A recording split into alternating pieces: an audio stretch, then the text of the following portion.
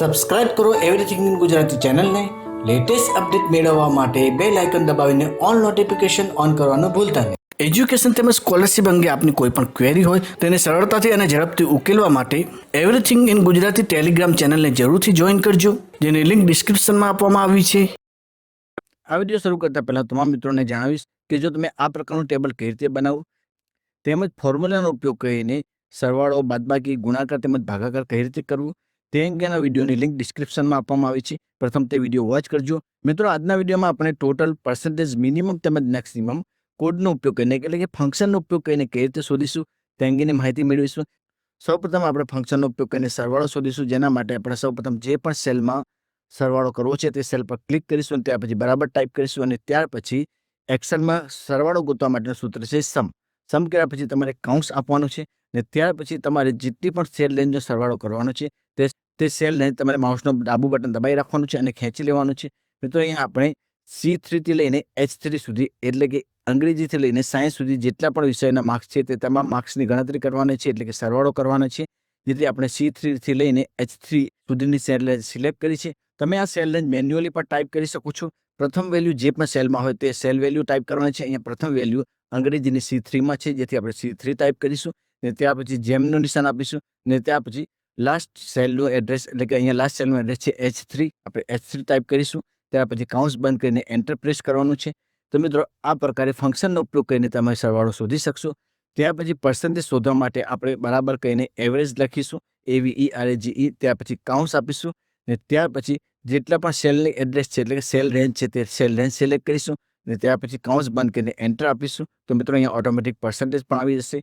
હવે આપણે ફંક્શનનો ઉપયોગ કરીને મિનિમમ માર્ક્સ શોધીશું. તો અહીંયા જેટલા પણ વિષય છે તે સબ્જેક્ટમાંથી સૌથી ઓછા માર્ક્સ કયા સબ્જેક્ટમાં છે તે શોધવા માટે સૌપ્રથમ આપણે બરાબર ટાઈપ કરીશું, ત્યાર પછી MIN ટાઈપ કરીશું, ત્યાર પછી કાઉન્સ આપીશું અને ત્યાર પછી જે પણ સેલ એડ્રેસ છે તે સેલ એડ્રેસ એટલે સેલ રેન્જ સિલેક્ટ કરીશું, કાઉન્સ બંધ કરીને એન્ટર આપીશું. તો તમે અહીંયા નોટિસ કરી શકશો કે અહીંયા સંસ્કૃતની અંદર 33 માર્ક્સ આપવામાં આવ્યા છે, તો જેથી અહીંયા 33 ઓછામાં ઓછા માર્ક્સ છે. જો મિત્રો, અહીંયા હું કંઈ પણ ચેન્જીસ કરું, એક્ઝામ્પલ તરીકે અહીંયા 33ની જગ્યાએ જો 60 કરી દઉં ને ત્યાર પછી ટેબ આપું તો ઓટોમેટિક સરવાળો પણ ચેન્જ થઈ જશે, પર્સન્ટેજ પણ ચેન્જ થઈ જશે અને મિનિમમ માર્ક્સ પણ ચેન્જ થઈ જશે.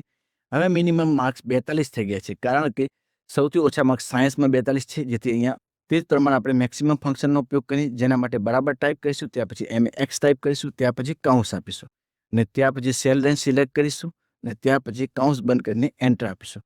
તો મિત્રો, અહીંયા તમે જોઈ શકો છો કે અહીંયા જેટલા પણ સબ્જેક્ટ છે તેમાં સૌથી વધુ માર્ક્સ કયા સબ્જેક્ટમાં છે તે ઓટોમેટિક સર્ચ થઈને મેક્સિમમ તમે જે પણ સેલમાં આપ્યો છે તે સેલમાં આવી જશે. હવે તો આપણે ફોર્મેટ પેટર્નનો ઉપયોગ કરીને આપણે બંને સેલમાં ફોર્મેટિંગ આપી દઈએ.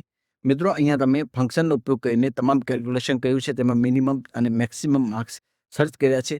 આ તમામ ફંક્શન એપ્લાય કર્યા પછી આ તમામ પ્રકારની ગણતરી મિનિમમ મેક્સિમમ ઓટોમેટિક અન્ય સેલમાં પણ આવી જાય અને તેના માટે તમારે ફરીથી ફંક્શન પણ ટાઈપ ના કરવા પડે. તો તેના માટે તમારે 4 સેલ સિલેક્ટ કરી લેવાની છે ને ત્યાર પછી તમારું જે માઉસનું એરો છે તે એરોને લાસ્ટ સેલ પર આવવાનું છે. મિત્રો, થોડું ઝૂમ કરી લો જેથી તમને વધુ સ્પષ્ટ રીતે માહિતી સમજમાં આવે. તો મિત્રો, અહીંયા તમે એક ડોટ જોઈ શકો છો, જે ડોટ પર તમારે ક્લિક કરવાનું છે ને ત્યાર પછી માઉસને ડ્રેગ કરવાનું છે. તમે જ્યારે ડ્રેગ કરશો તો ઓટોમેટિક અન્ય સેલમાં પણ કેલ્ક્યુલેશન મિનિમમ મેક્સિમમ આવી જશે. જો મિત્રો, અંગ્રેજી બોલવા માટે મૂળભૂત પાયા સમાપ્ત તમામ ટેસ્ટ સરળ ભાષામાં શીખવા હોય તો તે તમામ વિડીયો એઝ અ પ્લેલિસ્ટ સ્વરૂપે તમે સ્ક્રીન પર જોઈ શકો છો. તે જ પ્રમાણે ડિજિટલ ગુજરાત સ્કોલરશિપ પોર્ટલ પર કઈ રીતે ફોર્મ ભરવું, કયા કયા ડોક્યુમેન્ટની જરૂર પડશે તેમજ તે અંગેના અન્ય ઉપયોગી વિડીયો એઝ અ પ્લેલિસ્ટ સ્વરૂપે તમે સ્ક્રીન પર જોઈ શકો છો. તેમજ SSC અને HSC ના વિદ્યાર્થીઓ માટે પણ ખૂબ જ ઉપયોગી એવા વિડીયોની પ્લેલિસ્ટ તેમજ કમ્પ્યુટર અને IT ને લગતા વિડીયોની પ્લેલિસ્ટ પણ ડિસ્ક્રિપ્શનમાં આપવામાં આવી છે.